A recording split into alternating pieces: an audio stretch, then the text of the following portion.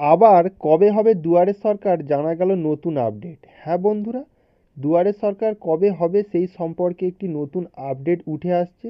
তো চলুন ভিডিওটির মধ্যে আপনাদের সাথে সেই সম্পর্কে বিস্তারিতভাবে আলোচনা করা যাক। নমস্কার বন্ধুরা, আপনারা এই মুহূর্তে দেখছেন career master 360 degree YouTube channel. এই চ্যানেলে সমস্ত ধরনের সরকারি বেসরকারি চাকরির আপডেট, সরকারি প্রকল্পের আপডেট দেওয়া হয় সবার আগে। তাই এই ধরনের লেটেস্ট আপডেট সবার আগে পাওয়ার জন্য অবশ্যই চ্যানেলটিকে সাবস্ক্রাইব করে রাখবেন। তো চলো মূল বিষয়ের মধ্যে ফিরে যাওয়া যাক।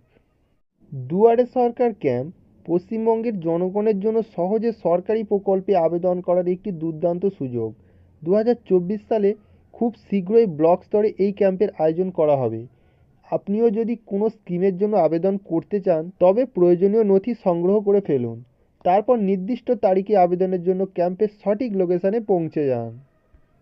দুয়ারে সরকারে বিভিন্ন সরকারি প্রকল্পের সুবিধা। পশ্চিমবঙ্গ রাজ্য সরকার বিভিন্ন জনগোষ্ঠীকে আর্থিক সহায়তা প্রদানের জন্য বেশ কয়েকটি জনপ্রিয় প্রকল্প চালু করেছে। সব কিছু নিচে আলোচনা করলাম। প্রথমত লক্ষ্মীর ভাণ্ডার, মহিলাদের জন্য আর্থিক সাহায্য। দ্বিতীয়ত খাদ্যসাথী, খাদ্য সহায়তার জন্য সমর্থন। 3 নম্বরে রয়েছে স্বাস্থ্যসাথী, যেখানে পরিবারের জন্য স্বাস্থ্য বীমা রয়েছে। 4 নম্বর কন্যাশ্রী, মেয়েদের শিক্ষার জন্য আর্থিক সহায়তা প্রদান করা হয় এই প্রকল্পে। রূপশ্রী, এখানে কন্যাদের বিবাহের জন্য আর্থিক সাহায্য করা হয়ে থাকে। 6 নম্বরে রয়েছে শিক্ষাশ্রী, যেখানে শিক্ষার্থীদের জন্য শিক্ষা ভাতা দেওয়া হয়ে থাকে। 7 নম্বর বিধবা ভাতা, অর্থাৎ বিধবাদের জন্য মাসিক এক প্রকারের টাকা দেওয়া হয়ে থাকে। 8 নম্বর বৃদ্ধ ভাতা, অর্থাৎ বয়স্কদের জন্য আর্থিক সহায়তা। 9 নম্বর কৃষক বন্ধু, কৃষকদের জন্য সমর্থন। 10 নম্বর সামাজিক নিরাপত্তা প্রকল্প, অর্থাৎ সাধারণ কল্যাণ সুবিধা। 11 নম্বর রয়েছে তপশিলি বন্ধু, তপশিলি জাতি সম্প্রদায়ের সাহায্য করা হয় এই প্রকল্পের মাধ্যমে। 12 নম্বর রয়েছে জয় জোহর, অর্থাৎ আদিবাসী কল্যাণ প্রকল্প এটি। 13 নম্বর রয়েছে স্টুডেন্ট ক্রেডিট কার্ড, যেখানে শিক্ষার জন্য ছাত্রদের আর্থিক সাহায্য প্রদান করা হয়ে থাকে। 14 নম্বর রয়েছে ফিশারম্যান ক্রেডিট কার্ড, অর্থাৎ জেলেদের জন্য সমর্থন বা কিছু সাহায্য করা হয়ে থাকে। 15 নম্বর রয়েছে কিষাণ ক্রেডিট কার্ড, অর্থাৎ কৃষকদের জন্য ক্রেডিট সহায়তা।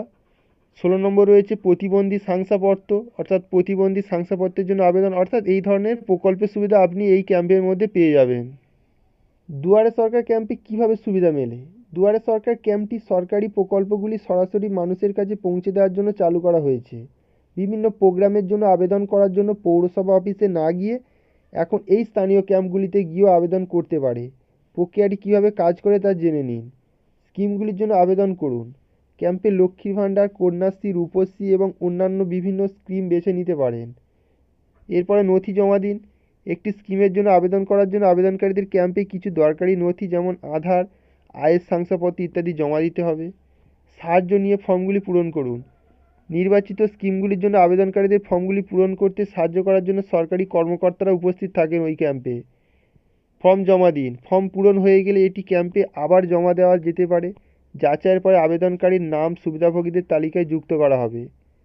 সুবিধা হস্তান্তর, একবার অনুমোদিত হলে স্কিমের সময়সূচি অনুযায়ী স্কিমের সুবিধাগুলি সরাসরি আবেদনকারীর ব্যাংক অ্যাকাউন্টে স্থানান্তর করা হয়। দুয়ারে সরকার ক্যাম্পের তারিখ এবং লোকেশন জানবেন কিভাবে?